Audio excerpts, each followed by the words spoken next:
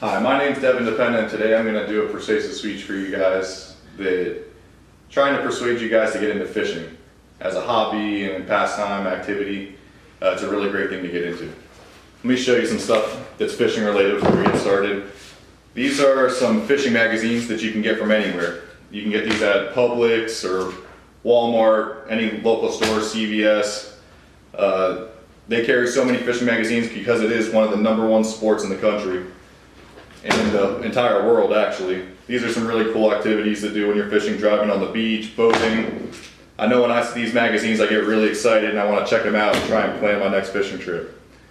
These are some things that get you excited, you know, that's great, maybe you should try it out, but if they don't get you excited, maybe this is more your speed.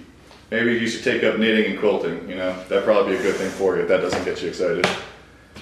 So, I'll start out a little backstory on myself. I grew up fishing. I grew up in South Florida near the water. My whole family fished. We fished on the weekends together, whenever we had time together. Fished with friends growing up. It's a really good experience. I actually own a company that produces apparel that's geared towards fishing and manufactures tackle. Some of the really good aspects of fishing are that it's a great stress reliever and therapeutic experience. It's a really good bonding experience for a family, really good for families. It's a really great learning experience, and it really gives back to the community.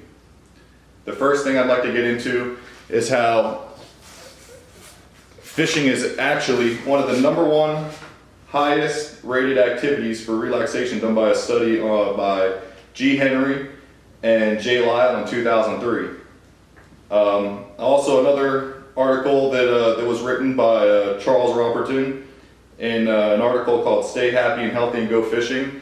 He explains that an average person exercising, walking on a treadmill for an hour only burns 250 calories. But in just a morning or an afternoon fishing trip, you can burn up to 500 to 1,500 calories.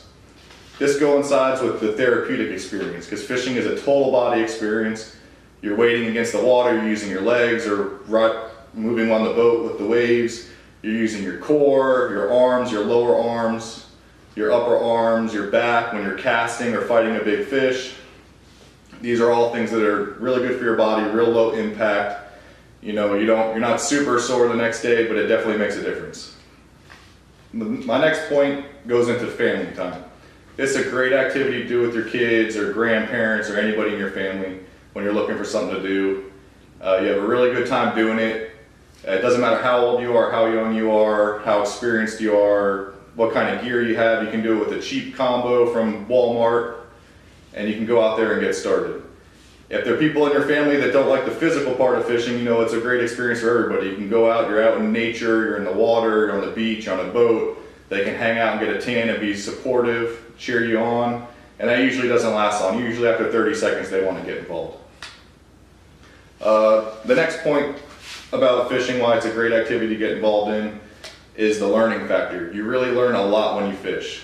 You learn about the weather, how the weather affects fishing, the areas, the water.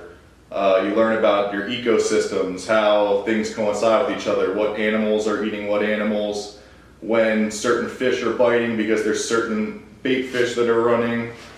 You learn about water, nature, safety, health, everything, because you're out sometimes in the middle of nowhere and you have to be able to take care of yourself if something happens.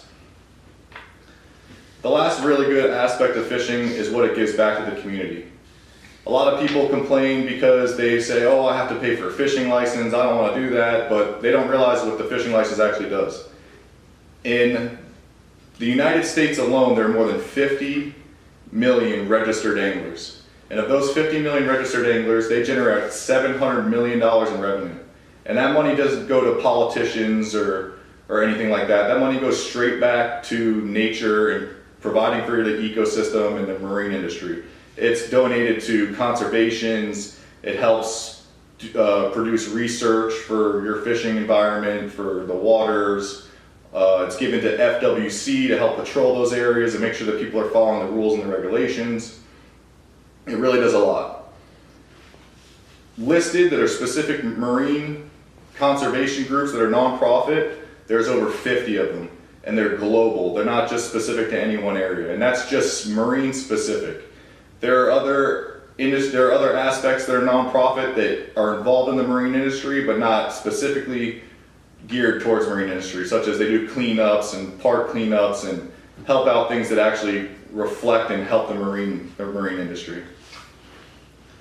Some of this research is done by the Recreational Fishing and Statistics and Facts of 2018, and the nonprofit organizations you can find on marinebio.com. It was updated in 2017.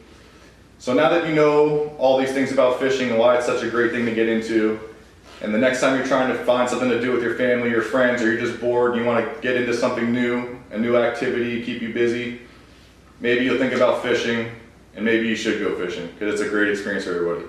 Thank you.